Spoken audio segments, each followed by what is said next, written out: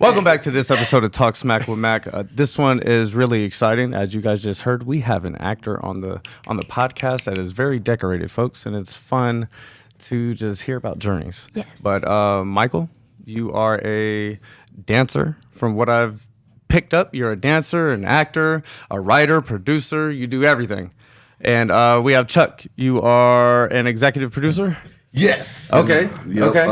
Acting and some music, some rapping, things of that nature. But Nice. I'm learning some dance steps from Michael. Hey. Okay, so we were just talking about dancing earlier. She had a question where she was wondering when you started dancing because you say it. Yeah, I got you. But what age did you start dance, and what was your first dance class? So I started at 15 because there was a person teaching me music, and she was like, I'm going back to being a musical theater instructor, teacher, and she was like, we need boys, so you're coming whether you like it or not. And so I was like, okay, I don't know what the heck this is, but I went in and I saw a bunch of hot girls in tight clothes, and I was like, I knew it. I like this That's place. all I wanted to hear. all right. That sounds so much better than like wrestling or some shit. You go in there and just see a bunch of, older boys or young men with tights on. The same thing, but just with men. And it's just like, ugh. Yeah, but It's not really my thing, But that's what I love about your resume, because not only does it start in the beginning with dance, because at least when I was growing up, boys didn't find it manly to do dance. So the fact that you did it when you were 15, not like so much started younger, but like 15, when you knew about Reputation, but like you said, hot girls in tight clothes, and you get to touch and dance you dance with them. Yeah. And if you're straight in theater, oh my gosh, honey. So I have a musical theater background in the beginning of my journey as well. So I totally relate, and I love that. But then you also mime. Clown. mime, clown. So I have a lot of friends with Cirque du Soleil people. So I got back into acting from doing, I was in musical theater and whatever, dancing professionally for like 20 years or whatever. But I got back into acting because I found this group of clowns because I was taking an improv class, and then I met Mr. Benedict Negro of Cirque du Soleil, who's like one of the best mimes in the country, in my personal opinion. Oh, nice. And he was teaching a mime class, and I was like, this is awesome. And so through connecting with him around town, then they started a clown group called 1230, which had a lot of underground shows. They actually are still going on, I think about monthly. They probably do like 8 or 10 shows a year. Really cool. You know, we're here to talk about our show, but if you ever get a chance, if you're in Vegas, check out the 1230 Clown Show. They're around town. They're super fun. And kind of just got started that way, and it sort of got me back into that acting mindset, and then went from there, kind of got into the indie film scene here in Vegas. I love that. I didn't know that. Damn, see, it's my buddy. I didn't know that. We learn something new every day at the TalkSmack podcast, but I'm in awe of your resume, because it's very rare you find true thespian actors who grow from musical theater to the acting film. It's sometimes I feel like there's a stigma, especially, and I could be wrong when it comes to males, especially with dance, clown, any art form. But the fact that your resume is phenomenal. I'm sorry. I could book him on anything. How Her about that? snort is Okay. like an exclamation point. Yeah, So it's she a heads throws up. one of those in there. It's like, oh, she's not fucking around right now. I do mean it. Yeah, you truly She know said it. your resume is amazing. Because it is. I love it. So Thank you. you were a performance on the Las Vegas Strip for over a decade, you said, right? Yes, yeah. So what is yeah. that like? I'm sure you experienced some crazy shit. Okay, so I kind of caught the tail end of the probably like great period of like shows on the Strip. Not that there aren't great shows on the Strip now, but from like the 80s to like, I want to say late knots. What do they call it now? Like the mid knots? I don't even know. That's the thing? I've never heard Don't that. ask me. Like the 2000s into the 2010s. So like they had production shows, like tons of them, tons and tons and tons of them. And you could jump from show to show to show if you were a reasonably good dancer and qualified and professional. easy to get a job, so easy to work in Las Vegas on the Strip as a performer. And I feel like that period is we've gone through a big transition since. So I feel very grateful and lucky that I had the opportunity to dance in Jubilee for 7.5 years, which was at what is now the Horseshoe, but it was the Bally's, and before that was the MGM. It was one of the original showgirl shows that lasted for over 30 years with the headdresses and the tuxedos, and they sunk the Titanic nightly, and there was a big bowl that collapsed, and it was one of the most epic things to go from, just doing little dance shows and acting things in LA to move here and be able to be a part of that show was like pretty life-changing for me. And I was incredibly happy to be there. Yeah, you're like cemented in the history of Las Vegas. The thing that, when I feel like tourists, when they think of Las Vegas and the history of it, you think of the showgirls, you think of the big headdresses and stuff like that, and the fact that you were able to be a part of that, that's pretty badass. That's so badass. Oh, man, so I'd cool. be talking so much shit. I'd be like, come on, man. Look at my resume. You're like, what? It speaks for itself. No, sir. No, sir. I mean, resume is nice, but we always talk about in our casting process that it's not about the resume. It's more about what the performance is, because it can always be somebody that has amazing credits, but if they're not right for the character, or the audition isn't there, then they're out, and that happens a lot. Exactly. Like, unfortunately, part of the process. Yeah. Yeah. All right. So, where are you guys from? I would love to know. Where you guys came up and. I'm from Chicago, Illinois. What part? The South Side. Oh, stop! Southeast side. South side. Hey, no family. My family still lives in the Chicago South and East Side now. Okay. Yeah, so I love me some Chicago. Oh, It's too damn nice. cold, but I love my city. It is, yeah. Ooh, Yeah, love I 'em, just but- came back like 10:30 last night. honey. And it's 2 degrees. Oh man. So it feels like summertime up in here right this now. is all right. I can do this. Yeah. Got your flops on. Oh, yeah. Got the toes out. Yes, So Chicago, what was it like growing up there? It was nice. We did, my background is a lot of music, some theater at ETA Theater. And then I guess I kind of caught the acting bug from one of my buddies who moved down to Atlanta. And I went down there for a while to do a couple small projects, one of them called Barbecue. And it's hilariously low budget, but I laughed at it because it was fun. But just kind of started there, got a chance to come out here, bounced in LA for a little bit before I stayed in Vegas. That's pretty much my get down. He is being a little sandbaggy, not talking about his music, because I recently, doing some research, discovered one of his vinyls on Etsy. Okay. And I grabbed a listen to it. I was like, you little. It's really fun if you ever get a chance to listen to. What's your name? So it's Chuck Chu. Chuck Chu, baby. Ew, babe. It was with this group called Me and E, and it was It's so good. It's so good. You hear his voice. It's such an interesting, unique voice. So when he's performing and rapping, I'm like, man, that sounds so good. Obviously, I'm not I don't know anything about rap music, but it was But really. I'm like, I love the sound. I liked it. I liked it. So no, it's cool to see him, and Chuck really is one of the funniest guys I know. So.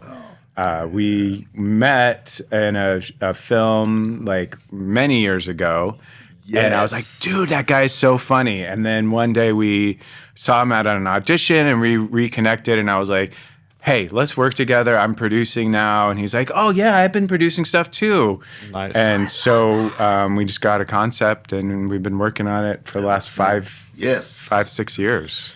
It's crazy. 5 or 6 years. Yeah. Wow. And talk about it while we're there for. Absolutely. So the show's called A-List Casting. Mm-hmm.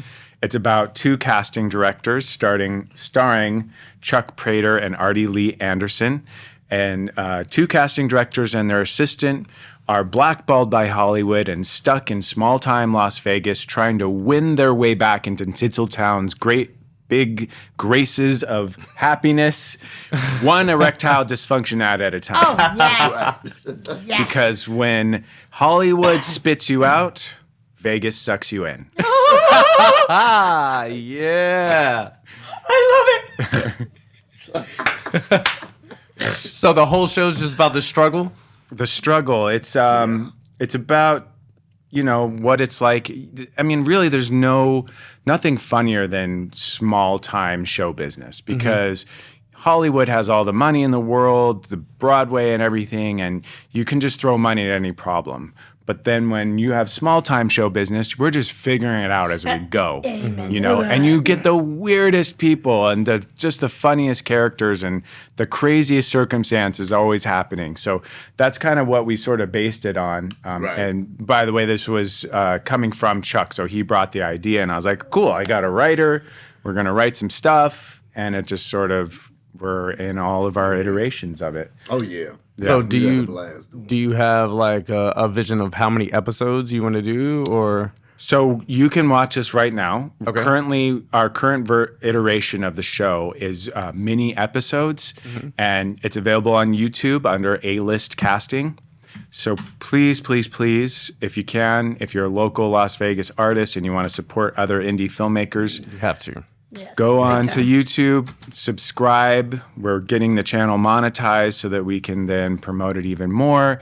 And also, we are in the middle of pre-production to produce the second season. So Yay, congratulations. That's So awesome. how can people in Las Vegas or even people around Las Vegas audition or find some type of casting call? So the casting calls already went out. We cast in December.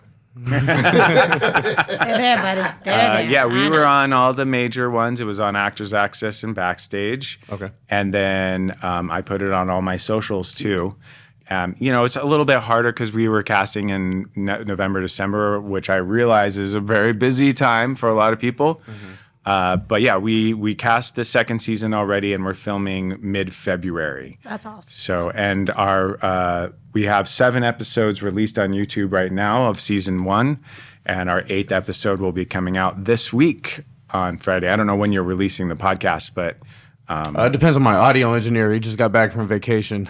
makes sense. Hey, he Yeah. never takes vacation. Yeah, he so I'm needs on it. his ass right now. Like, come on, man, let's go. We got work to do. Cool. Well, I mean, regardless, if anybody Within 2 likes weeks. the idea of the show and wants to help support other artists or support local Las Vegas, it's a fully funded by locals here in Vegas, fully produced here in Vegas, and we have some friends in California that come out to help us film and stuff, but the majority of the production crew and the producers are Vegas based. So. Nice. I love that. I love that. That's the whole reason why I started this is to support the local Vegas, talent. I love it. I'm born and raised Las Vegas. Grew up in Northtown my whole life, with the exception of time in the military. So I'm 25 years deep in Vegas, and we have a lot of talent that nobody ever sees, nobody talks about, because we don't support each other. We don't support each other the way like LA does, or Atlanta does, New York does, the Bay does. These prominent places that support their neighborhood. So I said, shit, let me start. Hopefully it'll trickle down and everybody like else will do that. it too. Exactly. Yeah, because I tell you, Vegas is home for me now. Like at warmer. first I thought it was a little dippy dip, and I'll go in and out, but it is home. The How many people, years the have you culture. lived here now? Oh man, I'm at 15. Yeah. Nice. 15. Yeah. The first 3 was back and forth, but I'm like, you know what? I like this place. What about it comparing to Chicago? Because don't get me wrong, I loved growing up. I always wanted to be New York, Chicago. I knew where, but then Vegas called me for some crazy reason, and because of it, I never looked back. And I always wonder what other people think. Why Vegas?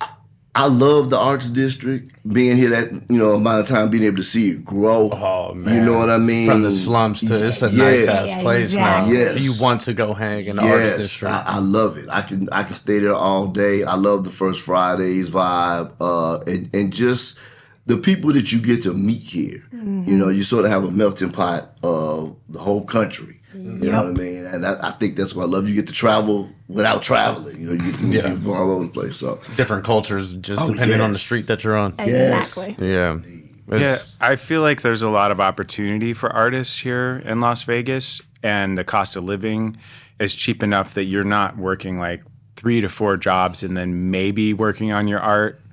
like once a month or once a year, even for some people, or just giving it up entirely. In some of these, like I feel like it's so tough in like the big markets like New York and LA. So Vegas, especially, there's a lot of opportunities. There's a lot of stuff going on, and the cost of living is reasonable. It's getting harder, but it's getting harder fast. But isn't that everywhere though? But it's not, it's not as bad as LA and Vegas or New York or some of these places. So I feel like it's a nice place to hone your craft, make a community, work on stuff, and it's a good place to film your own indie projects too, because there is a lot of people and connections that you can make, and people are always willing to like help you work on things. I usually just, if I need something, I'll ask Facebook and I'll be like, hey, we're looking for XYZ. And usually somebody in my artist connections will be like, well, I know this person does that. And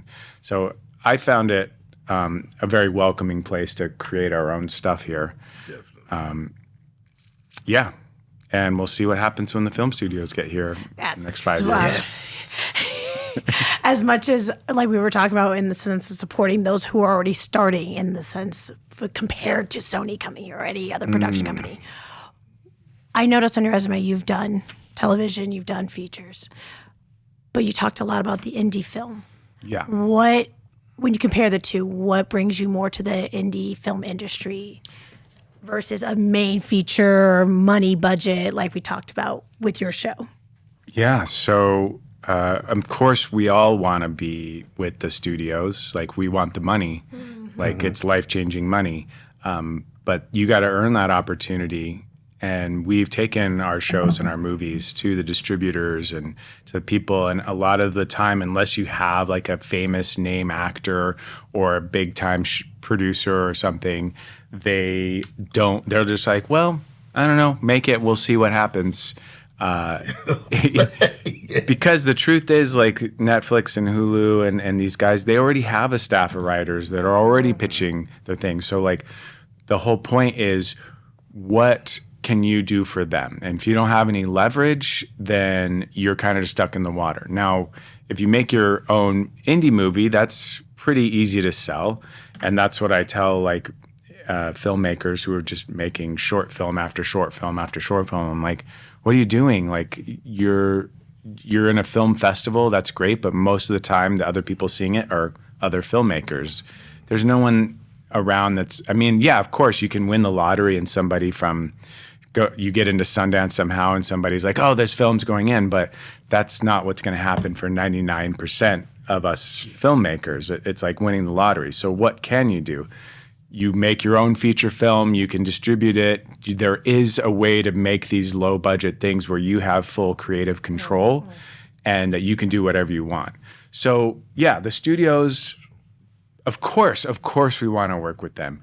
But there's also a downside to that, because you're going to have executives coming in, taking away your creative control, or they just take your idea and they're like, that's a great idea. Thanks so much. Here's $20,000. Goodbye. We're going to make it our own. So completely corrupt it. So that's a tough thing too.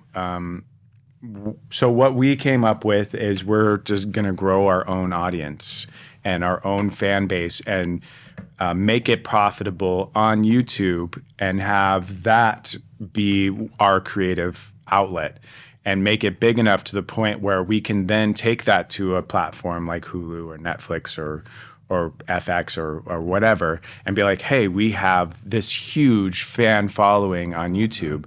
If you picked up our show and put it on your platform, guess what they're going to do? They're going to come and subscribe to your platform, and that's the leverage that you need. So that's kind of the goal, is if basically we're trying to go viral and with our product so that we can use that as leverage to go to a studio or platform or not. If it is big enough that it's making enough money and we can retain full control and just be doing it full time, it's kind of gotten to the point of like, do we even need networks? Do we even need these streaming platforms anymore? If we can do it ourselves, have our own ad sponsors come in. It's kind of the same thing with like podcasts and all of that. Like these indie guys are making more money. Like I forget what the sports guy is.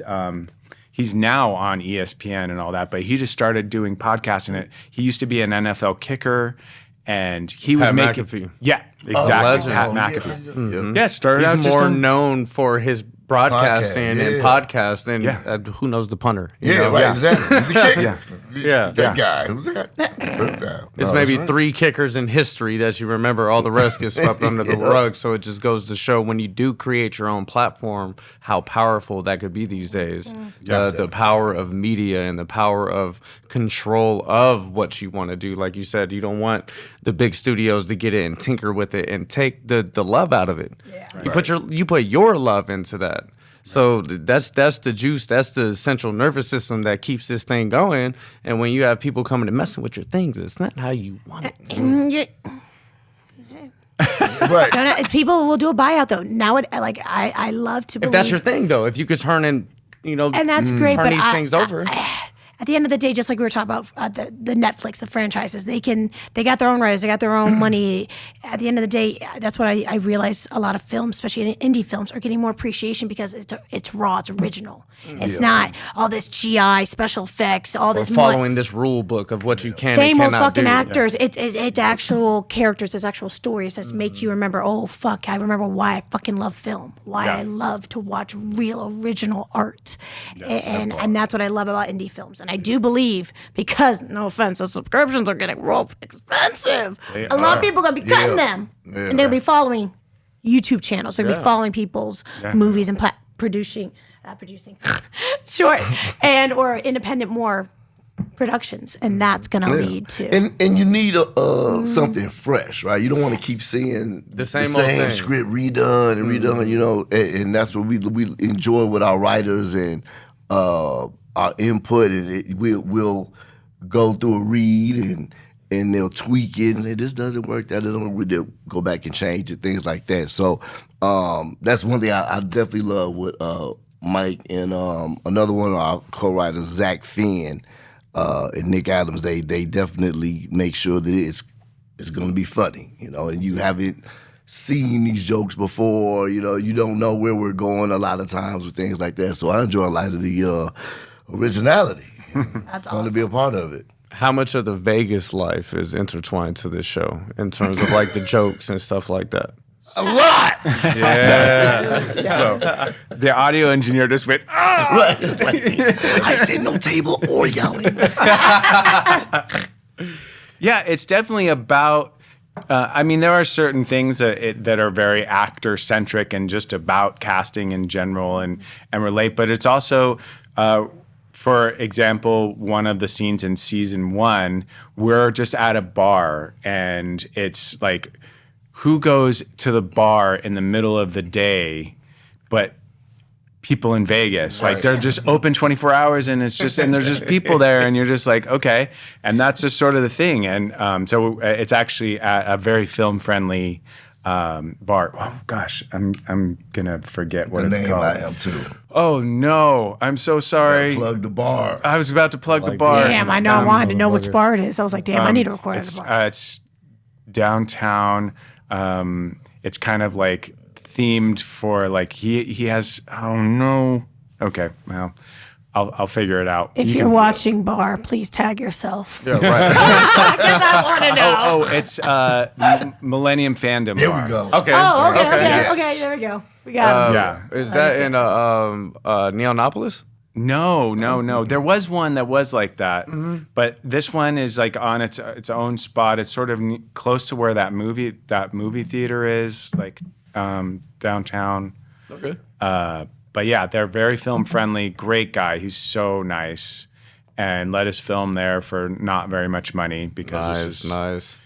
Everything we're doing is micro budget, and that's what we got to do. So, and it turned out great. And Karina Jones is in it, and Hannah McBride, our other lead, and they're just in there in the bar, and it's such a good scene. It is funny.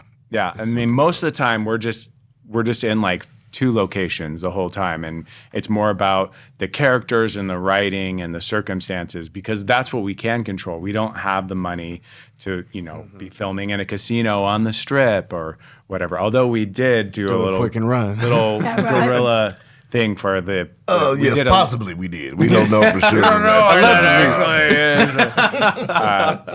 No, I mean, it's totally. We did it as legally as we could. Keyword legally. Right. You got to do what you got to do. Yeah. Hey, You're no one said the making film things industry was happen. easy. Some laws had to get broken. That's all I gotta say. We said allegedly. I didn't make omelets without breaking some eggs. Yeah, right? Exactly. Especially if you never had the chicken to begin with. There we go. Yeah. Damn. So what other issues do you guys deal with when having a micro budget but still trying to tell a good story with the backdrop that you need for a Las Vegas themed show? So for us, we have a lot of friends that are doing things for, a fraction of what they would get paid normally to do. And a lot of the people, the crew and stuff, are working professionals. And I work with them on the production side for other things and live events and all that. That's like my day job. And so I'm just like, hey, we have this fun show and it's funny. We just sit there and we laugh all day long. And the things that I can promise you is that we're efficient. We finish when we say we're going to finish. I'm going to feed you really well. And I have a little bit of money if you want to just come on and have a great time. And Shit, that sounds like the dream. I'm sorry. I didn't mean to cut you off, but damn. I forget we get paid perfect. sometimes, man. I just get excited for just any Food. opportunity. I heard food. yeah. You know how many sets you Typical don't get fed woman on? shit. Yes. Yep. If you don't get me wrong, I love to get paid. Okay, everyone loves to get paid, but it's not always a reality. But what you can do is feed me. What you can do is have a little craft service. All right, that's all. That's all an actor crew really needs at the Little end of the turkey, day. little cheese. You know? It goes a You long know, way it goes on a a long long day way. of That's filming. right. Okay, so that sounds like the dream. Yeah, I mean, we just try to make it the best environment that we can, because that's what we can control, and be as quick and as efficient and plan and have everything as planned out as we can possibly.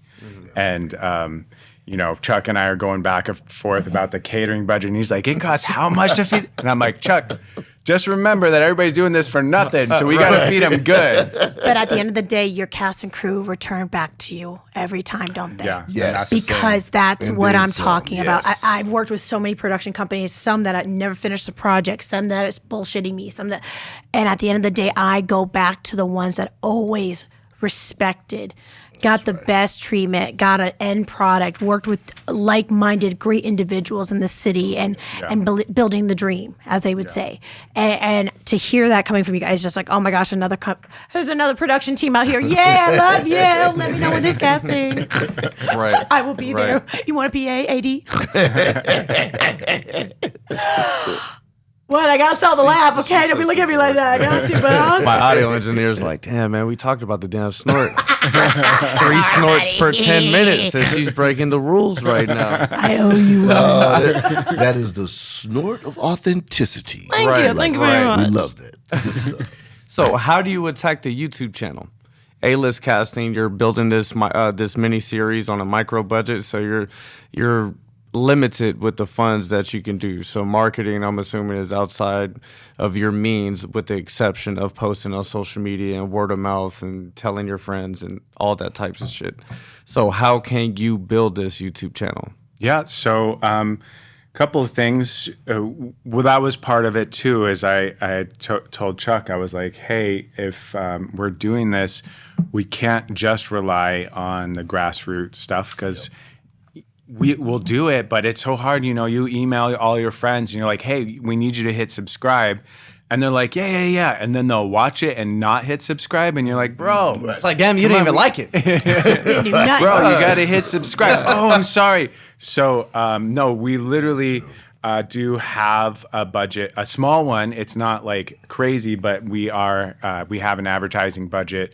And the plan is to use that to grow the channel to the point to then be able to attract ad sponsors. So for the next season, we can do little product placements, and they can see, okay, we have an audience and they are being completely they're rabid about our show, and they'll listen to us when we recommend a product, and that's the whole plan. Is we're going to grow, we have advertising, we're going to grow the brand, grow the model, everything out, and monetize the channel, and also attract, because that's what all the podcasts do, is they have a big enough fan base that they can attract a marketing agency that will bring them people who will sponsor the show. And you have brand sponsorships in not necessarily in the show written in, but we'll do a quick commercial, be like, hey, this episode is brought to you by DraftKings or whatever, and do the spiel, and that'll be basically, that's kind of like our business model, is to be able to pay for the seasons that way. But we'll write it in if we need her. Do that. So how are you attacking your ads? Are you keeping it Las Vegas based on your where you're trying to project to, or you're saying, hey, anywhere on the West Coast, all of the country, who should see these ads? So it's actually targeted to, and I'm the wrong person to be asking this because I'm not the marketing producer. We have one, and he's been part of the team from the beginning too. And he's been waiting for us to get to the point for him to actually do his job more. But but no, he's done great because he's also like the legal counsel for us and everything awesome. Too. So he does all the contracts and all that stuff. Shout out to Benito. He'll actually be super stoked to hear his name. Yeah, like a fanboy. But anyway, about time I get my recognition. My current understanding is we're currently doing test marketing of who it will be the ideal fan base for us to market to, and so then the ads that we do the ad spend on will be not necessarily on YouTube, but it'll be like Facebook ads and Instagram ads and that sort of stuff. And it's crazy how you can target. You can target down to territories. Not even that. Person that likes to watch comedy who's between 24 to 35 and is this race and lives in this demographic and potentially makes this much money. Especially like Facebook, that's a whole thing. That's a whole other fortunately, thing. But unfortunately, right? It's great for us to be able to target, but also that's like, damn, they got my shit too. Part of the reason why you say something and the next thing you know on Facebook it shows up. There's the product that you were talking about.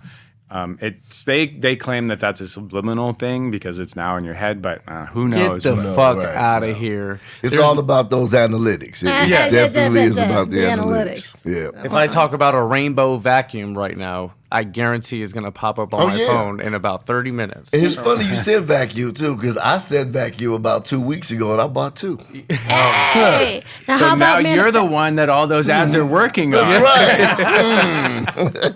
Can the ads just start sending me $1 million in my bank account? That's really what I want, okay? I know, Just send me money. I magically put money in my account. But to really get to that point, you have to monetize the channel so that you can analyze your analytics.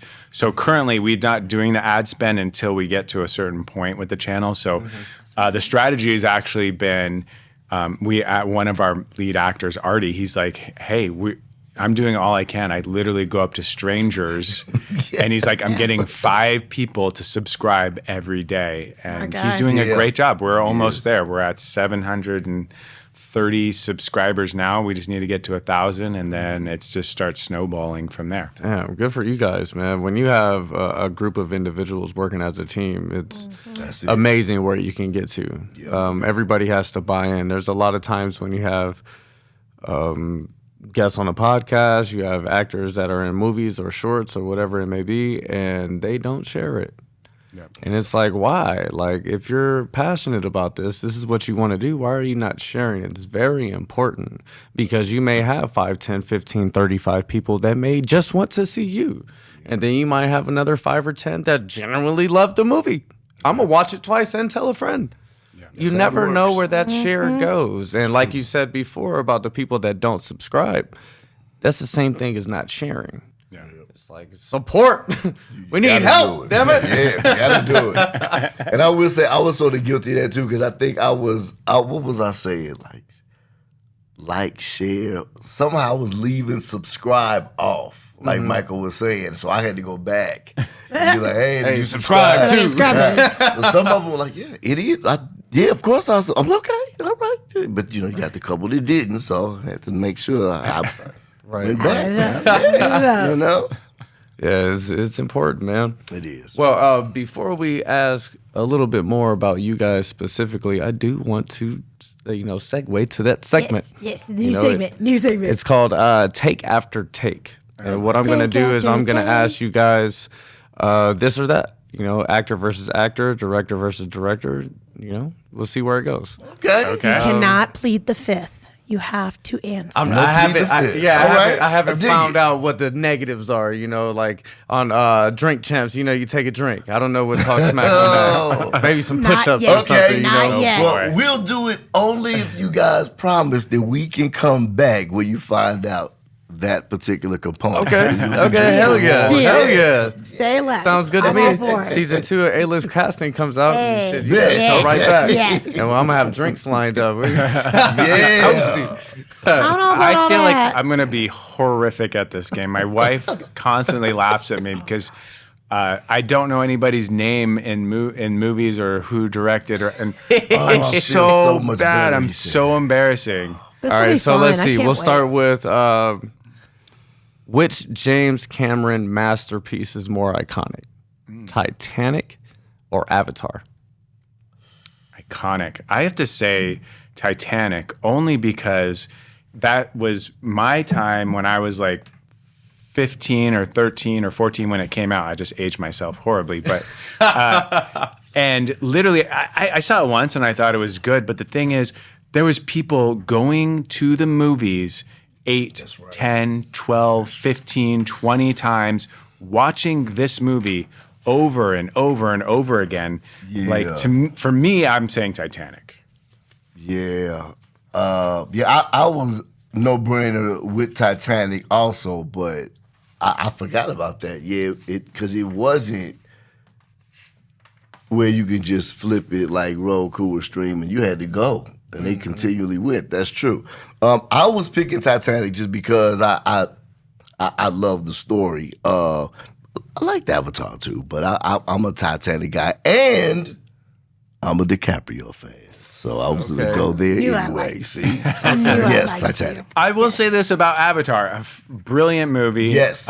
James Cameron, of course, is just a freaking genius, but it's Ferngully. It's the same freaking story. It's Ferngully. So like James, like you took Ferngully and you put in aliens instead of fairies, but or whatever.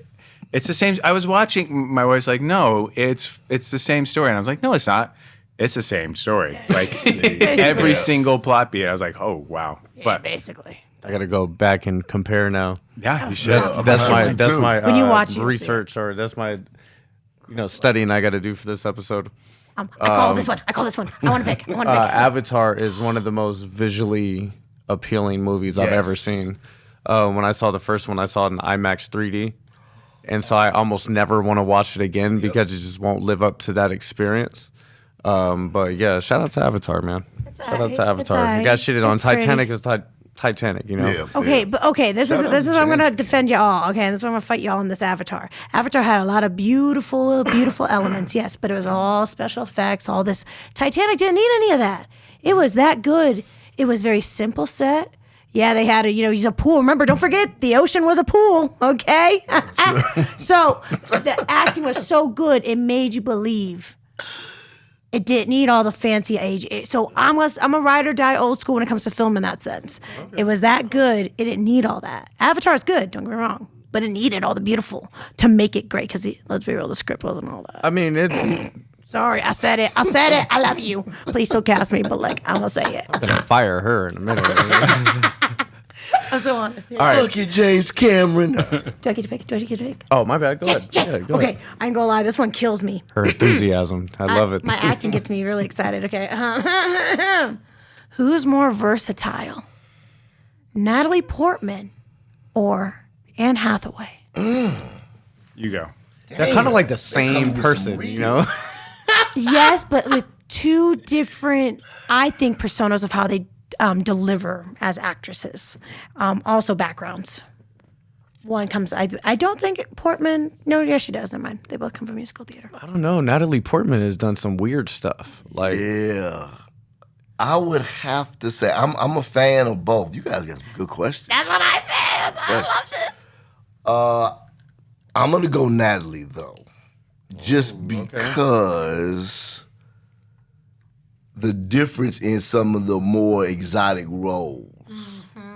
Right off the bat, I would have to go. I like your Natalie, answer on that one. Okay, I'm going with Natalie too because I got to support my fellow half Jew. I don't know if she's full Jew, but I'm the Jews are so loyal. I swear, it's like Texans. I don't know who's more loyal, Texans or Jewish people, but hey. Oh my goodness. No, but for real, honestly, like when you ask versatile, I'm just thinking about all the different, like she did like the ballet movie. She did the one where she was like the drug addict and it was like Star Wars. And then she was in Star Wars. What was the and one then where she shaved her head? Oh gosh. Was that I can't even remember. But that's just that it. was like was that the crazy one where she had the drug addiction and it has that horror like crazy ending where she's like yeah. I can't think of it either. But that's what you were saying. Oh my gosh. I can't. It's gonna drive me nuts. crazy ass movie. There's some good shit though. And so like, and then when I think of Anne Hathaway, I'm like, what jumps out Princess at me? Diaries. Yeah, like nothing. Like now, if you ask me who I think is hotter than, Everyone's on it. We haven't got to that question yet. It's coming. Yeah, there you go. But I agree in the versatility because don't get me wrong, I love Anne Hathaway. My favorite was hers of her performances was Les Mis. I ain't gonna lie, I loved her heartfelt singing, blah blah.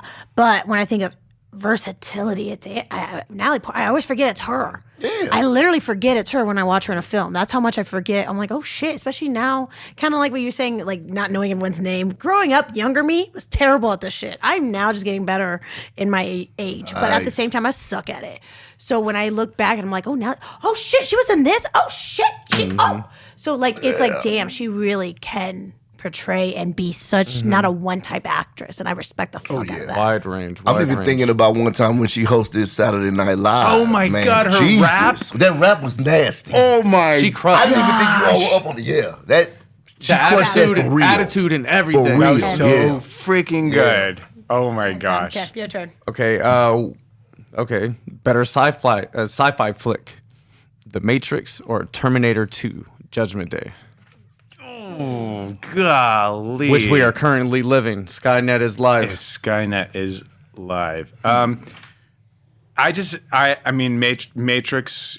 They're both to me like life-changing movies, and that's like I hate everything. So like, That sounds like a true artist.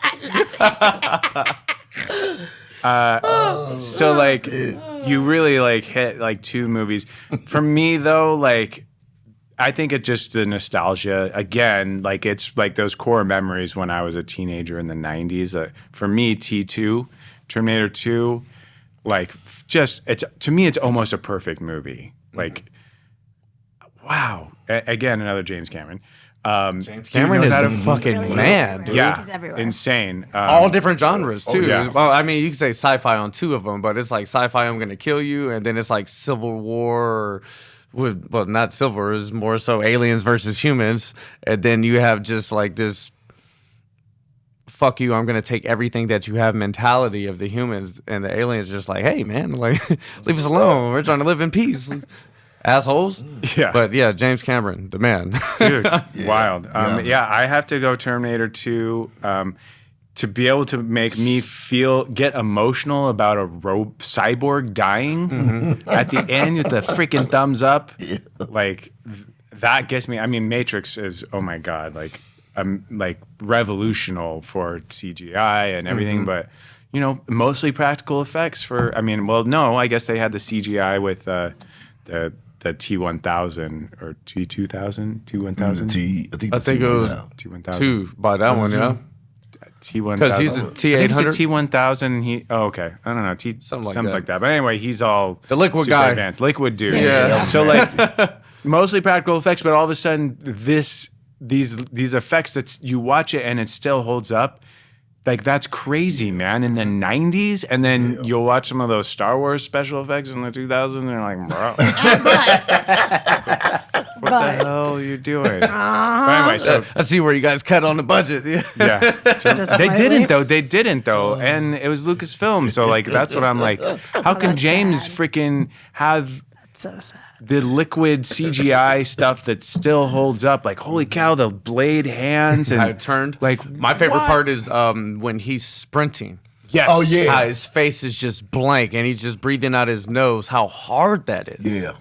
And heads up, I forget his name, but he's a fabulous actor too. Yeah, yeah. Phenomenal. I forget his name, but yeah, he was. Yeah, that was actually one of the best scenes in a movie that I've seen. Just that running scene, it comes back hard. I'm sorry, I keep hitting you guys. Oh, you Don't worry, I keep hooking pens. One more time and you're out.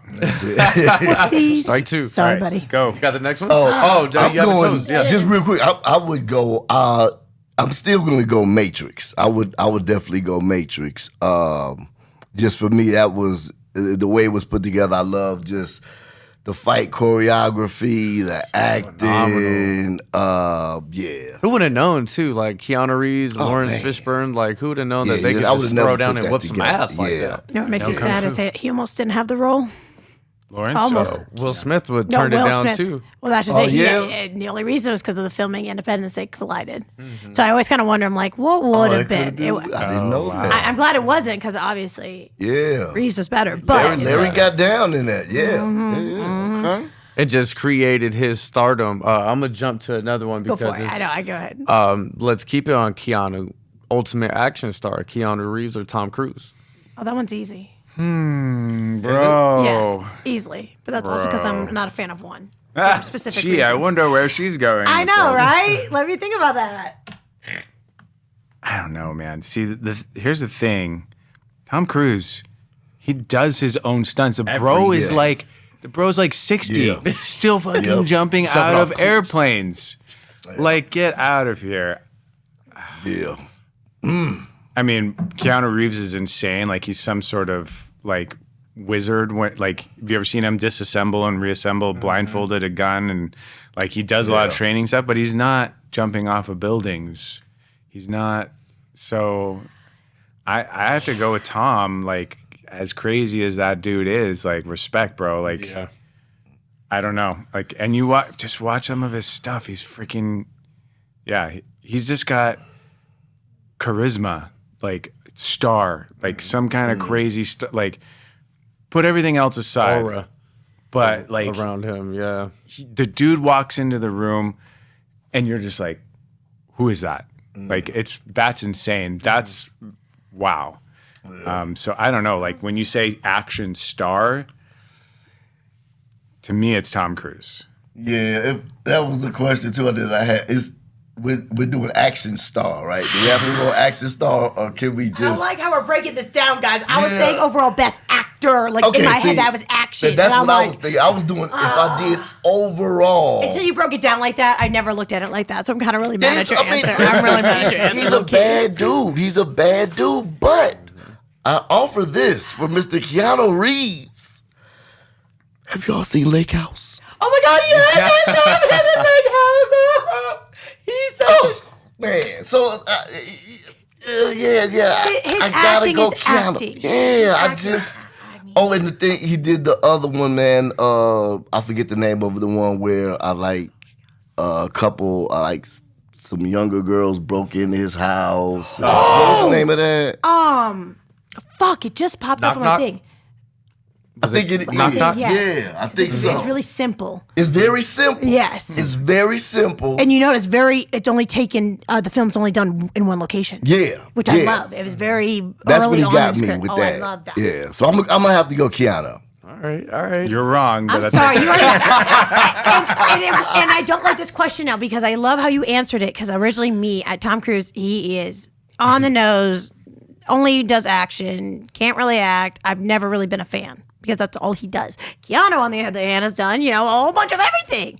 And he's an action superstar. So, like, in my eyes, I'm like, yeah, obviously Keanu. But the way you broke it down and the way you explained it, holy fuck. I can't forget. It's really he does do the airplay. Like it's not just on sets. It's not just GI because a lot of it is a fake. And I forget Tom Cruise. Not with Tom. Now with Tom, Tom which does I respect. So Scary. that is. I'd be scared to be in a. I don't have to answer because I'm the I can't co-host do that, today, Tom. right? don't I'm have to old. answer. I have arthritis, bro. I always say that Tom Cruise is like the American Jackie Chan. Yeah. It's just a level of respect that you have to give to certain people because this shit is scary as well. Nobody runs better than Tom Cruise. Oh man, he kills running. Dude, he you watch he him does. run, you're Okay. like, that guy knows how to freaking Hey, run. Forrest ran just great. Okay. Yeah, Don't be but hating on Tom's better. Forrest. No, I'm kidding. No, I like where you were going with them, but now I'm going to. Okay, I'll fine. keep it going. No, because my Puerto Rican self has to ask. Here we go. Okay, so who's the better actress turned superstar? Shakira or Jennifer Lopez? I knew that was gonna come.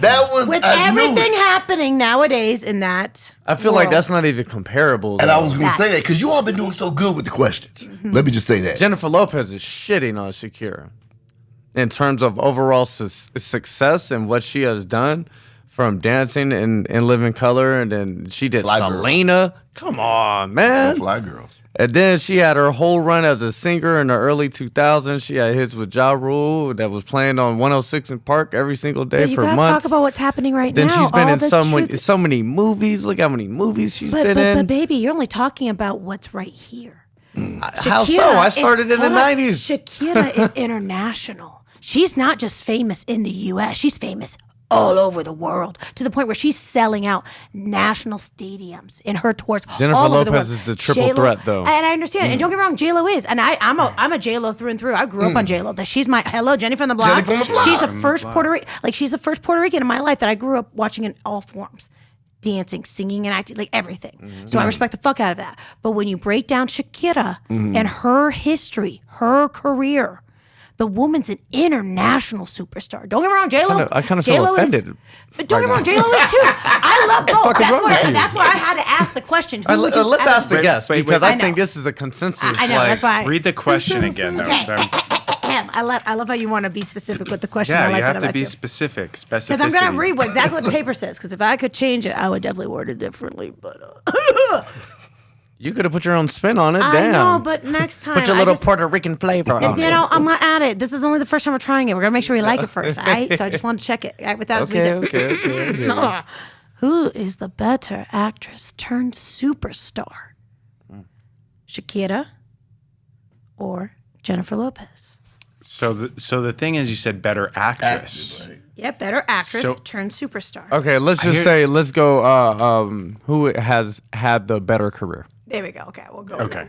Because I was going to say, I'm not sure that Shakira's act. Yes, she has. If I you look at didn't her know resume, much as so J-Lo. earlier in their career, she more I think Spanish soap operas. Oh, Very I did not early. know When that. she was very dark. So that's just it. Like you have to understand. This is what I do love about Shakira. The bitch has hustled.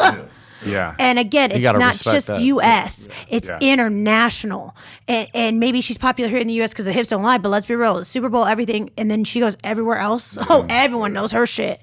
Everyone knows her shit. Okay, And not just for the that's a good drama in her point. life, like J Lo. Beautiful. I'll give her that. Oh, and they she both can are. move. They both are. I will never. I mean, both are old age, get gorgeous there. age, but they fucking can move and they can still perform like they were in their early 20s, never breaking or missing a beat. Respect to both of them. I do love both. So with that being said, who do you pick? Okay, if we're changing the question to better career, I don't really, because if you said better actress, I would have to say J-Lo, but just because I haven't watched anything from Shakira, so I'm just like, I don't know if she can act or not. Better career, okay, so I'm gonna say J-Lo, just because I feel like she's a bigger star from what I know in my personal bubble. Who do I like better though? I like Shakira. That's it. I love how we have a personal taste on that. Yeah. That Hips Don't Lie video did things to my mind as a young You know what I love? What's that one she did with Beyonce? Liar. She was hot in that Yeah, I was because gonna they were say, it both rained on popping her. their hips in that too. Yeah. Oh, my still forever favorite was Whenever, Wherever. When she first came out in the dirt and the damn stand. Yeah, All that she did was was shake her dope. hips Yeah, and that it's just was her it. in the dirt. Yeah, and that's that all was that it. fucking That's video all was. she had to And it was do. on repeat in my fucking That's MTV all days. she had to do. Chuck, who you got? I got J-Lo. I got Jenny Yeah. from the block. Yeah, I'm gonna have to roll J-Lo. I like Shakira, but I know more about J-Lo, and yeah, career wise, I seen a lot more from her and just the music. Like when she came with Jenny from the block, that was the crossover that took it. Did I guess solidified her being from the block I because agree. it came at that time when she was really elevating everything. So yeah, I'm gonna go J-Lo. Okay. I love it. Go ahead, get I another ain't mad one, with Kat. any of them. You already know I'm not mad with any of these answers. I love it. Did you want me to ask another one? Yeah, please. Oh, because now you make me want to spin off of that one, but nah, it's fine. Let's just switch it up a little bit because I love my actors. Let's be real, and this one's a good one. Who delivers the most powerful performance? Morgan Freeman or Denzel Washington? Oh, she hit me hard. I have myself hard on that one, honey. Okay, go. You go first. I was gonna go for it, but I was gonna, I have to show love because Oh shit. there was. I don't think you don't still have it on your voicemail. Oh no, I don't have it. Okay. Oh my God, was my a- buddy did a Morgan Freeman voice message that I loved. I was just loving it. It was beautiful. So, but he doesn't have it anymore. So, Damn, but yes. I was like, I want to hear it. My voicemail was my poor attempt at imitating Morgan Freeman Oh, Yeah, for the longest time. it was. That's why I had And to it used to- remember. Was Some it people still- you either really liked it or it irritated the crap out of you because it was so long that I was like, I if you hate it so loved much, it. just hit pound. It goes to voicemail right away. Like, oh, it does. relax. I didn't know that. Fun fact. Relax, people. Yeah, no, I loved it. I'm gonna have to go. We can't pass Kimberly. We No, have to, you have to yeah. answer. That's Can't. fine. You're welcome. I went You're to the taking end. shots next Yeah. time. Yeah. That's a good one. Yep. Oh, I'm Put a keeping little this one. star Oh, next to I that already one. got you. I gotta go with Denzel though.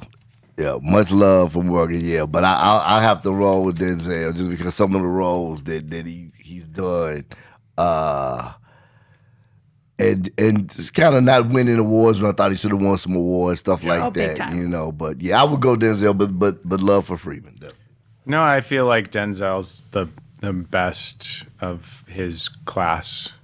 He's one of the best actors in the country, period. Hands down. I mean, Morgan Freeman, as much as I look up to that dude just starting his career in his 50s, like, holy shit. Good, Very admirable. I'm so inspired by that because you can act at any age, you can perform at any age, you can be an artist at any age. Like, and that's what's so good about acting is you can do it. So man, mega love to Morgan, but I mean, Denzel's just a different cat, man. Training Day, my gosh. Okay, so I got one for you. Not on the paper. Of course. Stay on Denzel. Better movie. He Got Game. Remember the Titans.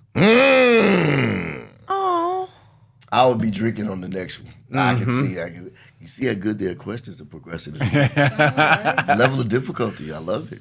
Yeah. So good. Same type of movie per se, sports movie, both iconic. So, okay. I don't really remember He Got Game. He Got Game. Ray Allen. He comes in and plays the son of Denzel Washington. Denzel Washington is training his son to go to the NBA from a very young age. And unfortunately, there was an accident that happened where Denzel's character accidentally kills his wife, and he goes to prison for Right. Okay. X amount of years. yeah. To get his sentence reduced, the warden, I believe, has given him a pass to leave prison to go and convince his son to go play for a specific college. And the movie is about him trying to Love the corruption. reignite this fire with his son. And his son the whole time is like, dude, you killed my mom. Like, get away from me. You're trying to tell me what college to go to? I have everybody and their mom trying to tell me where to go or what to do. Now I got to hear from you too. And that's the movie. I remember that now, and the thing that like sticks out in my mind is just like they're playing one-on-one, and he's like, "Oh, you can go left now." Like, I don't know why that jumped out of my head. Honestly, I'm still gonna go with Remember the Titans, just because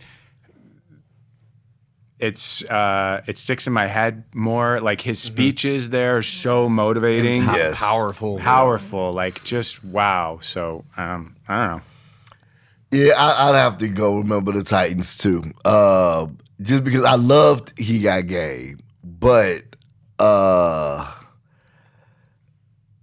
Ray is was one of the most brutal 3-point shot guys ever. But like the acting in that with me, I didn't. It took away a little bit. So it's still Denzel. I got to go Titans. I got to go Titans on that one. How nerve-wracking would that be for Ray Allen to be this basketball player and then he has to go co-star with Denzel Washington? Yeah, that's what I'm saying. Like that was the balls that you have to do that. So shout out to Ray Allen. most definitely. Let me give one more, Go for then it. you can go. Go for it. So, Man. who has more range, Will Smith or Jamie Foxx? Why'd you take Oh, Jamie Foxx just came out, had his stand up, and showed just how remarkable and talented this man is. he's hilarious. I just think I don't know range. That's tough. I mean, I feel like Will Smith has done more movies in general, and he's also hilarious, but not as funny as Jamie. I honestly, like, I don't even really like Will Smith. He's an asshole. I take that back. I don't know. Everybody has their own problems. He may want to sign us. You never know. I mean, Or you never slap know. the shit out of us. I take that back. We all got time for I don't both. know Will Smith. I don't know what it's like to be him. I don't know what he was going through. But I just don't think you hit anybody. So you shouldn't have done that. But that's not what we're talking about. We're talking about his career and range and as an artist. So I honestly, like, for me, Will Smith has a more memorable career as far as the roles that he's done. He's gone all the way from like being boxing to, some very memorable action stuff to like heavy drama. Like the one with Pounds. that That one's deep. Yeah, that's Yes. very deep. Don't forget his cartoons, guys. I love Shark Tale. Fresh Prince. Soul? What about Soul? I did love Soul. I mean, Jamie Foxx is great too. He was in the he did some good stuff. What was it? Ray? What was the one? He was Ray, I loved him in Ray. Law-abiding citizen. Yeah. Like he has some roles where he's just amazing. Yeah. Absolutely incredible. Man, he's had some stinkers too. There was a pilot movie. I don't know. I feel like Will doesn't Will's never bad in his movies. But he has some not so. Some of his Jamie rom-coms. just had that movie called I'm just Lawless that came out in the last 5 or 7 years. That was just absolutely horrific. I didn't see that one. And that's not an actor's fault. You never know. Yeah. Like, you sign on to a project, then it That's turns it. into And that's something else, exactly. and it's like you got the movie that's written, the movie that you shoot, and the movie that you edit, and like anywhere, and that it can fall apart and be terrible. It's like a miracle. Anytime a movie is good, to be honest. So it's tough. Very true. Yeah, I don't know. I'm gonna go with Will Smith though. Yeah, I'm riding Will on that one too. Yeah, I gotta go Will on that one. Oh, nice. Go. Okay, since we're on this acting A roll, few more, and then we'll talk about something else. I have to. These are we're good we're ones. on the acting roll, so let's just continue. Who's America's sweetheart? But really, Julia Roberts or Sandra Bullock? Gosh, you go. I will go, and I'm gonna say America's sweetheart. I'm gonna go with Zendaya. That's America's sweetheart. Oh, Yeah. stop! She's America's everything. Okay, She could be my everything. What? but like when you go back in the '90s, Waiting I'm for you, thinking baby. like, Come get on the podcast. oh my god, please! I'll be co-starring with you here No, soon. no, no! Whoa! Co-stars the fuck? 1 second. second. I'm gone. What happened to loyalty? I say co-host. I said co-star. Oh, I heard Shit, co-host. I heard damn. co-host. I was just making sure. Sorry, Zendaya, you can come anytime though, girl. But with that being said, when you think about like Julia Roberts, Sandra Bullock, 90s, they've been starting acting at 80s, 90s, early 2000s, the rom-coms, the action. Like that's an easy one for me. I'm going with Sandra for sure. Sandra, how'd you say her name wrong? Sandra. There you go. There we go. I would go Bullock. If I had to pick one of them to be America's sweetheart. Oh God, and then but come on, you guys, like. I know which movie you're thinking about Yeah. with There's so many of them because I love her and awesome. Julia Roberts. Yeah, but just she had the iconic movie in the '90s with the jewelry and the she was What's it called? Pretty Pretty Woman. Yeah. Come on, you guys. Is that when she played a hoe? But she Yes. was a hooker. But Yes. come on, America And you loves still loved her hookers, on that. right? Yeah, no, that was a good movie. She did a phenomenal job in that movie too. She did. Yeah. Like the only thing I can think of with Sandra Bullock that like really is like a core memory is Speed, and that's not.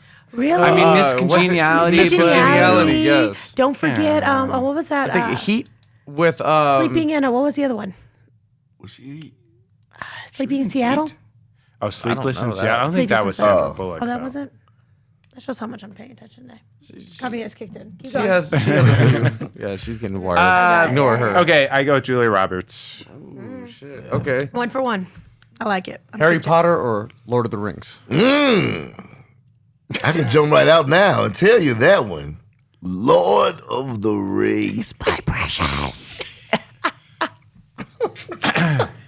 This is terrible. This is a terrible question, you guys. Okay, what is the better like story and filmmaking, acting, everything? It's Lord of the Rings. But what does the childlike wonder in me prefer? It's Harry Potter. Like I know what house I'm in. Like I'm a freaking Hufflepuff, okay? Like I just love the world so much and the magic, it's fun.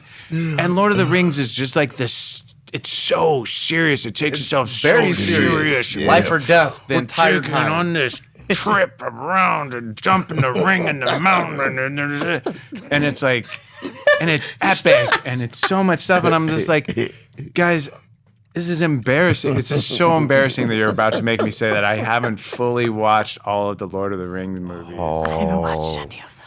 Oh, They're too fucking long. scandalous. They're too fucking long. No, I they're fall great. asleep every time Serious? by like hour You've had mark. 20 years to do That's it. wonderful. By the hour mark, episode 1, movie 1, whatever the fuck. Okay, at least I watched through Harry Potter's. Okay, but I was forced to. That's the same forced to. length.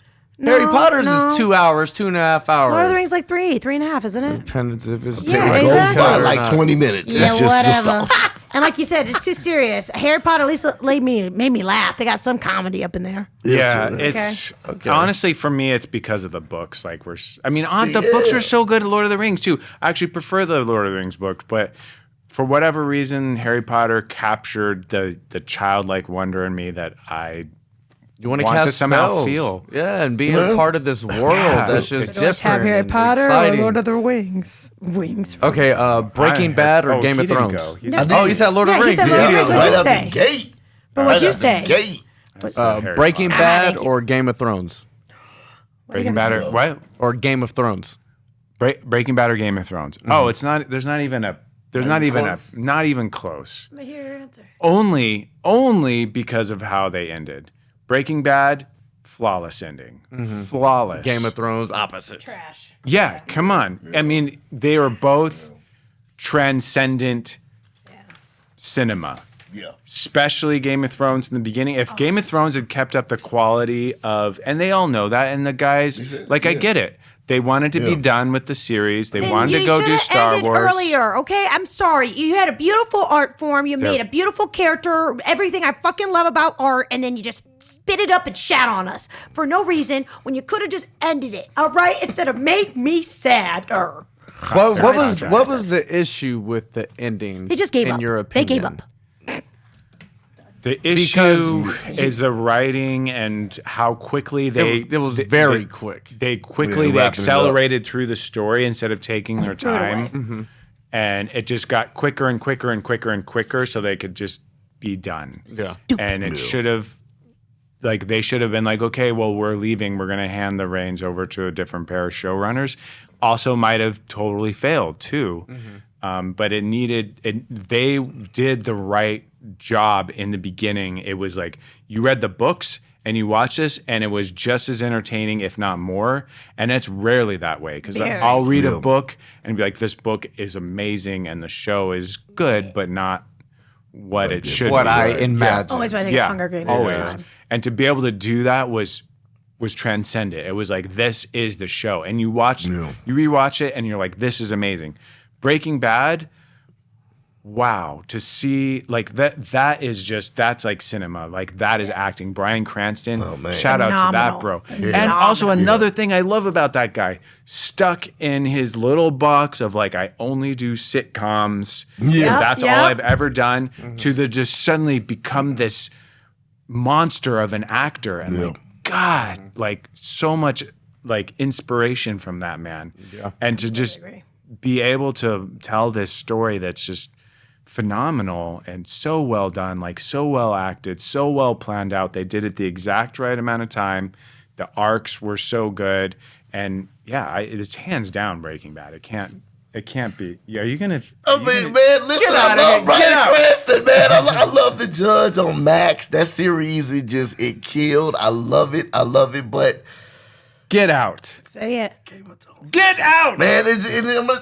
No, you're not allowed. I know, but it did. Sean, you are 100% right. You're Sean. Cut him down. Cut him down. Hudson. No, he's Michael's points are 100%. I agree. Valid. But Game of Thrones was so powerful to me and so well did it. Even when it gets to the point where they crapped on us, I didn't like it. But then they gave us the spinoff. No, the spinoff isn't good.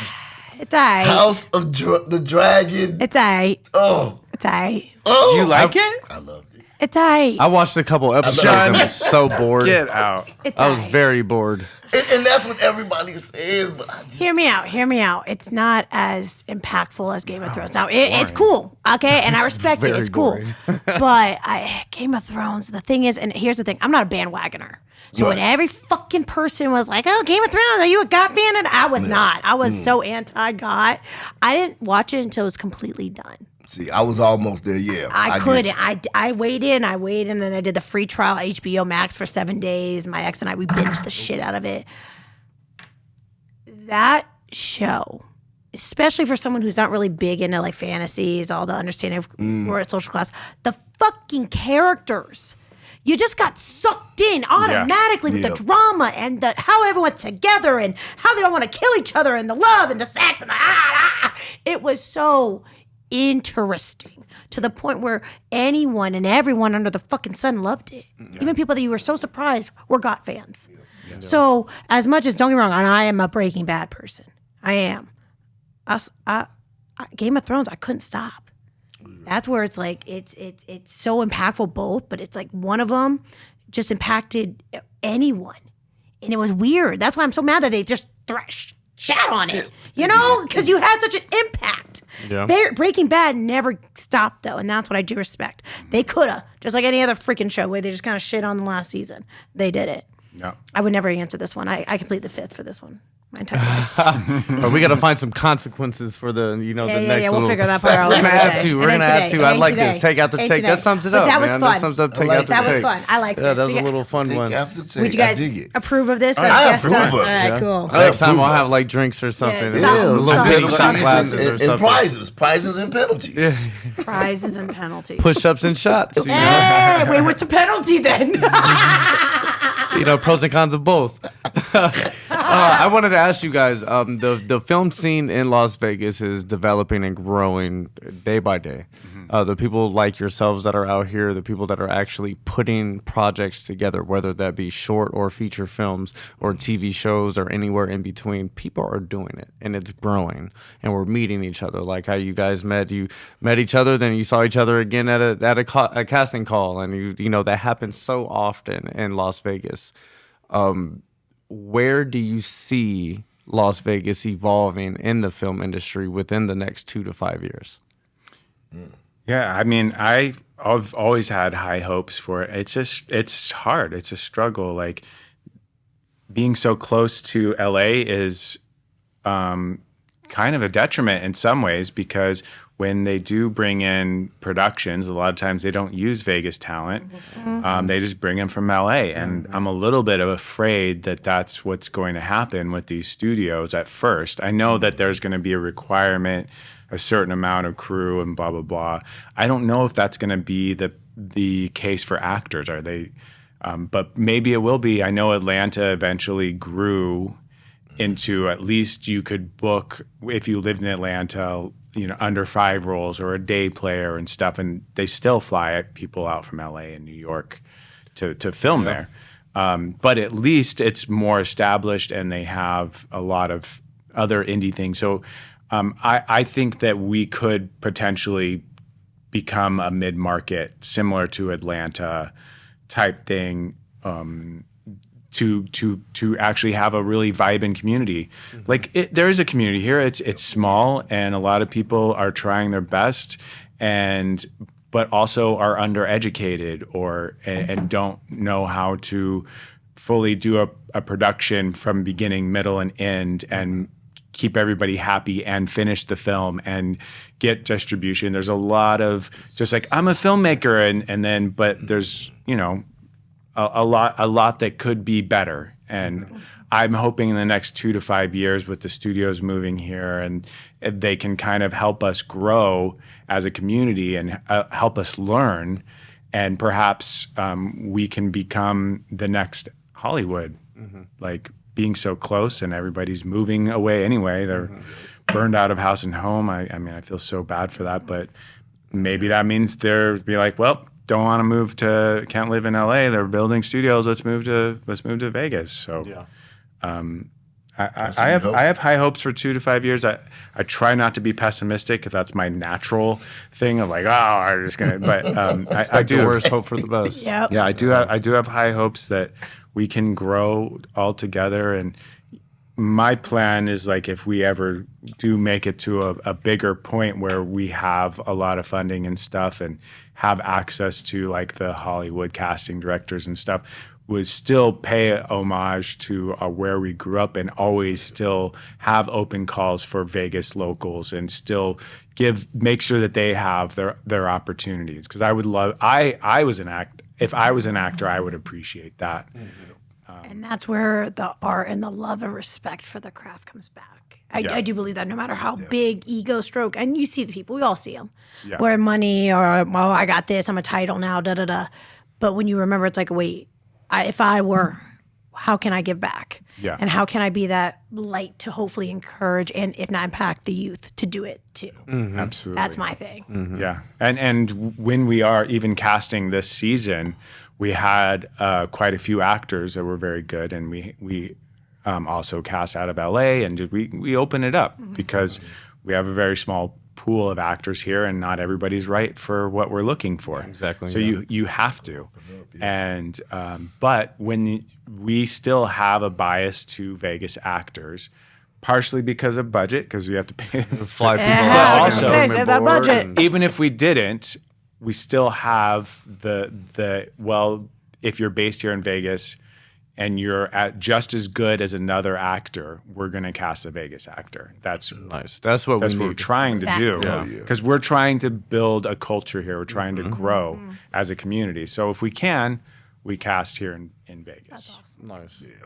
I think definitely that sense of home of what he's saying is really.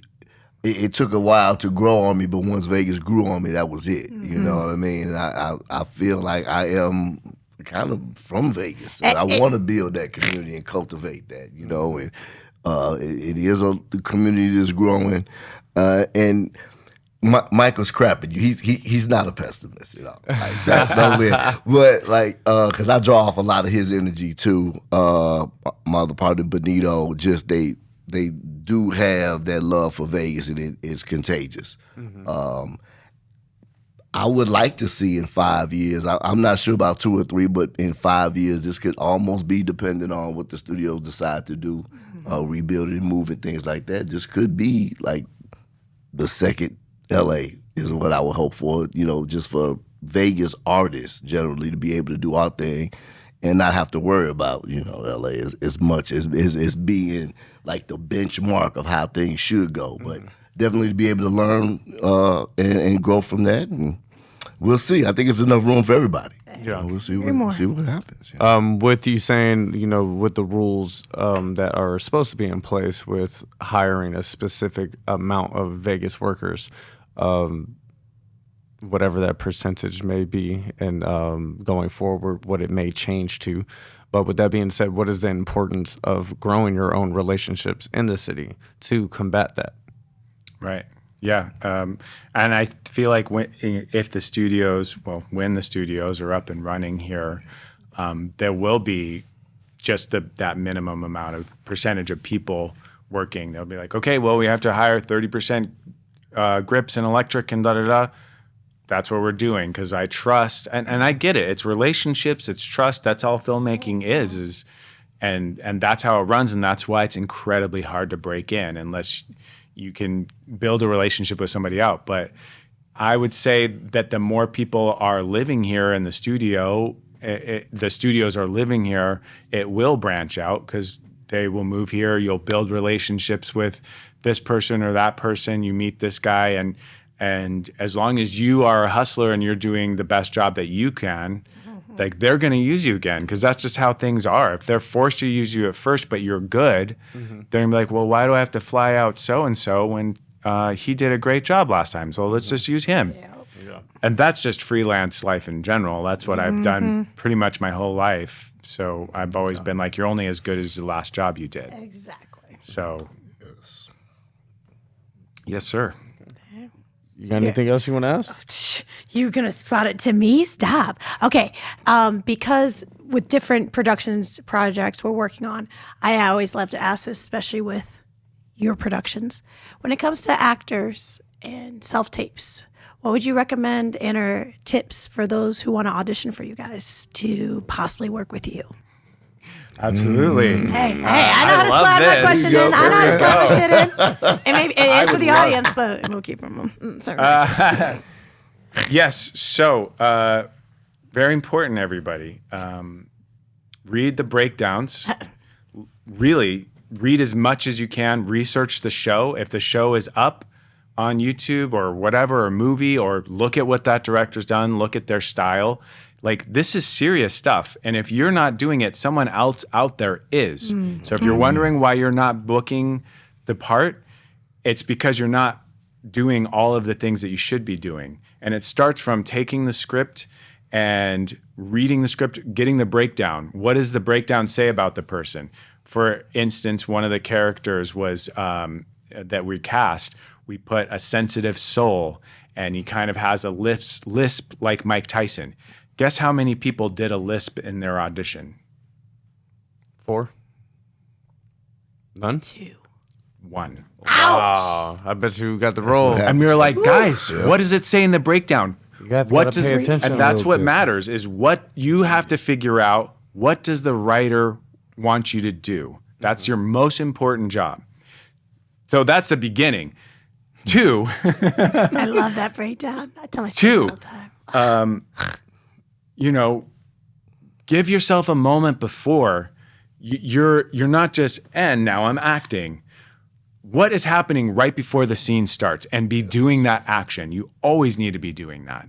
So there's so many times where the person just starts and they're like, and now I'm acting. And it's like, you just threw me out. So come on, guys. What is your character? What happened just before? Give yourself an action. Come into the scene. You're either entering or you're exiting or something happened. You're fiddling with something.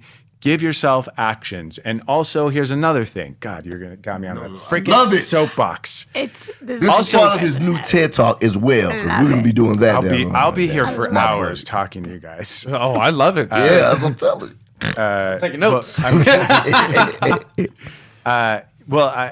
So how I got started on the production side of things is I was a casting director first. So I was an actor, filmmaker, and then I was like, I feel like I have a good understanding of what you guys are looking for. Let me help you cast your movie. So I've cast 7 feature films. Nice. I've cast, and our show is about casting directors. So we take it very seriously about making sure that whoever we cast is exactly the best that we can find for the role. Mm-hmm. And again, micro budget. We don't have a lot of money. We have a little itty bit of pay. And so we have to cast a wide net. We'll get thousands of submissions sometimes. And we have to go through all of that. And a lot of times if we can squint and sort of see that you can maybe play the character, guess what? We're going to give you a chance. But your chance is literally 10 seconds long sometimes, because if you don't do the work of the audition, you don't go, okay, my character is innocent and humble and blah, blah, blah, and they're a businessman, and you show up and you're wearing sweatpants and you're not giving me any innocent or anything, I'm going to watch it 10 seconds, they don't get it. Boom, you're out. I work with acting students. Like I tell them this all the time. You have 10 seconds. We can tell within a slate your first line if you're going to be a hit or a miss. And I explain it to them all the time because I work with kids actors. So that before, when I tell them, every time, it's not just the juicy parts, it's the beginning, all the way before you even start, how your body, everything. But then I see these grown adults sending me self-tapes. And I can understand kids acting and being aggressive, trying too hard. But adults? Yeah. It's like, oh, come on. If you really want to do this, honey, put in the work. At least read the damn script. Yeah. Put in a little character change, something. You got to do the homework. You do. But when you guys see the series, like he said, you'll see how much time that he puts into the casting. Like you'll see that the characters are like dead on, like exactly what he needs. And then also too, I don't know if he said it, but Michael's an excellent director as well. Thank you. So he's going to be able to get what he needs out of you. So the whole process is brilliant. Just being able to hang out with these guys and do this. He is probably one of the hardest working dudes. Like he works, man. He works. So. Yeah, respect a hard worker. We respect the fuck out of hard work. Zach too. Yeah, definitely Zach.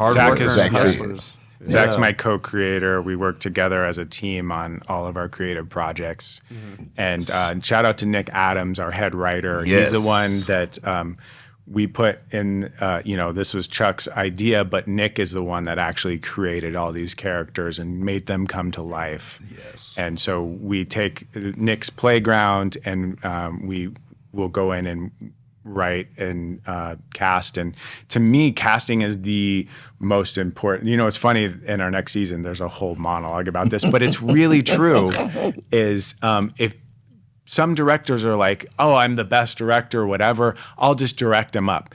No, especially in the indie world. Don't cast your friends, make them audition, because even if they're really good actors, they may not be right for the role, except for me. I'm right for every single role. Honey, say less. That's what I say every time. I love it. I'm just kidding. I will read for you any day. Please. I will audition and fight for you for that role as much as I can. But what I'm trying to say is, don't just cast your friends. Absolutely cast your friends, but make them audition. Yeah. And find the best person for the role. Because even if you think you're the best director in the world, it's so much easier if you do the casting right in the first place, because you're not gonna struggle. There's not gonna be an issue on the set.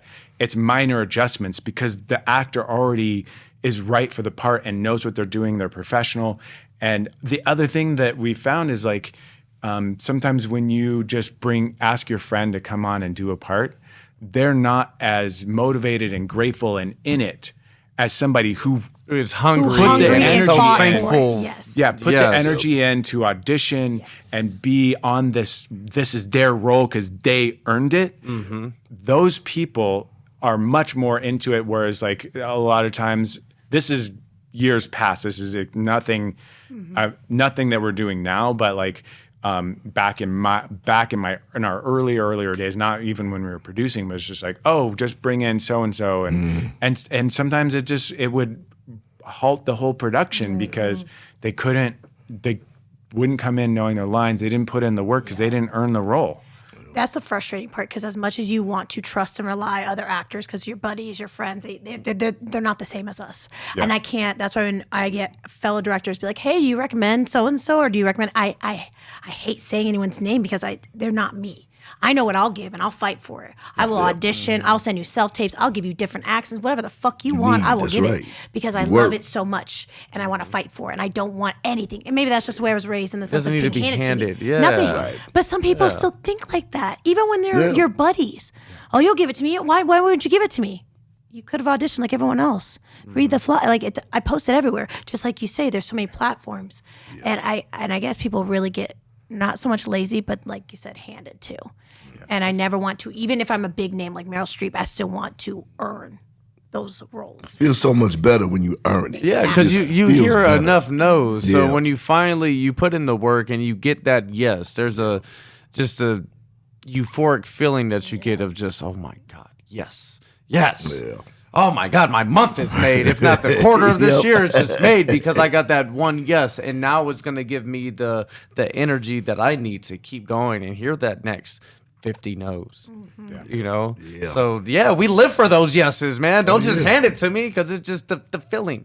It's just not there. You can still hand it to me. I will work hard. You can hand it to me. Just say audition. I was going to pick you anyways, but we had to fight for it. No, honestly, that's why I got into the production side of things, because working around town, working on films and all that stuff, I was like, this is cool, but I see a lot of room for growth in a lot of these films and stuff.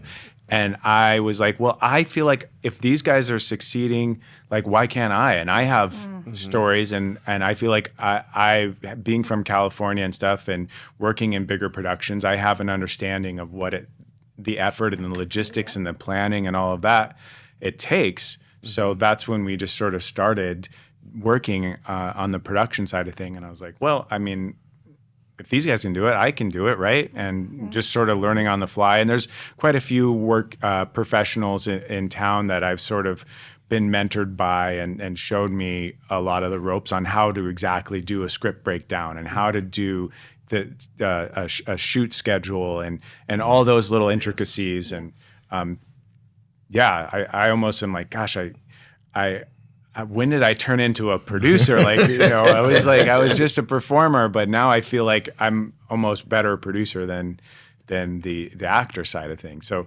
I'll end with this too, actors. It's great that you have natural talent and that sometimes you get booked, but if you're not doing anything, there's no excuse for you not to go to class. They have online. Say that again. They have online classes that you can do on Zoom, and you can get some of the best acting teachers in the country online. So you're not just limited to, and there's some really good acting teachers here in Vegas as well. But what I'm saying is there's no excuse for you to be like, oh, I'm an actor. And it's like, okay, well, why aren't you working then? And it's like, well, I have this job and that job. It's like, yeah, that's fine. Like, you're not booking a movie. There's not enough opportunities. But you should still be working on your craft. You should still be going to class. And guess what? Going to class also leads to opportunities, because you never know. Somebody's going to call the acting studio and be like, I need a guy who's into sports and does his own podcast and has a shaved head and is a Jason fan. Well, gosh, I know this Levi. He's in my class and he does killer work. Let's give Levi an audition. That's hilarious. That's how it happens. That's how it happens. So if you're an actor and you want to work, first of all, do what I did. Make your own shit, because that's really the future. It's really hard to break into the industry. So first of all, make your own stuff, or find a bunch of friends and make your own stuff. 2, go to acting class and work on your craft. So it's not just, you can't go into an audition room anymore and charm the pants off people. It's all about that self-tape. So you have to be undeniably good. I'm stealing this directly from my acting teacher, by the way. Shout out to Leslie Kahn. Hey, but you have to be the best. And there's some actors out there that's all they do. They sit there and they're working on their craft. And if you want to work, you have to do that too. Mm-hmm. And yeah, of course life gets in the way. Of course you're working an 8-hour job. Of course, you know, you have family issues and you broke up with but you like to work out, you like to go to the gym, you still find time to do that, right? You can find time to work on your craft. You can find time to work on your acting. Amen to that. Boo, boo. We need that on Sorry, a shirt. that's it. No. Off the soapbox. Stop. That is perfectly No. said. And say it again for the people in the back, because I'm so sick of running these actors and they don't. Oh, why would I need to take a class? I know what I'm doing. That's the shit that kills me still to this day. So to hear that, even after this resume full of things, for you to still vocalize, so all my acting students, listen up, in the sense of it doesn't stop. Just because you have a full resume, just because you're making your own stuff happen, doesn't mean you stop working on the craft, because it's a never-ending journey. I respect the hell out of that. It is. I love that, man. Couldn't say it better myself. That was. Every time I have people get on my show, I sit back and I don't say anything. You too. And anything that you guys have not shared thus far, anything that you have coming up next, any social medias and YouTubes, whatever you want the guests to follow you or pay attention to, this is your time now. Absolutely. Yeah, of course. You guys can follow the show at A-List Casting on Instagram. It's on Facebook, same thing, A-List Casting. But really, really, we need you to go to YouTube, subscribe, like, share, get your friends. Watch the show. We have 7 episodes out. You can follow me on all Instagram, social media, Twitter, all that stuff, at Michael Forsch. I'm everywhere as well. But most important, A-List Casting on YouTube. Yes, A-List Casting on YouTube. I'm working on an album that'll probably be, we're going to try to shoot the video sometime early March, end of February, called Sovereign Citizen. And I'm at Hyperonus on Instagram, and we'll see what happens. I have to speak with Mr. Forsch about a few things. But, Yeah, we're going to do a music video for him, I think. That was really cool. Some break dancers and stuff. Yes. That'd be cool. That'd be badass. oh, yeah. Really cool. Okay. I got to get my dancing skills up to par, you know? There we Get go. out there and, you we know, love to have you. Can you spin on your head? Oh, hell no, but that'd be badass. Maybe if it was waxed real good and the floor is like tiles, somebody There could we go. slide me like on some Stomp the Yard type shit. All right, But, all you know, we'll try it out. we But Mike, Chuck, I really appreciate you guys getting on TalkSmackWithMac and telling us all about A-List Casting, excuse me. And I'm definitely going to subscribe and check out the YouTube and makes watch two of all the us. shows and give you my feedback and all of that good shit. Love it. There's Appreciate you.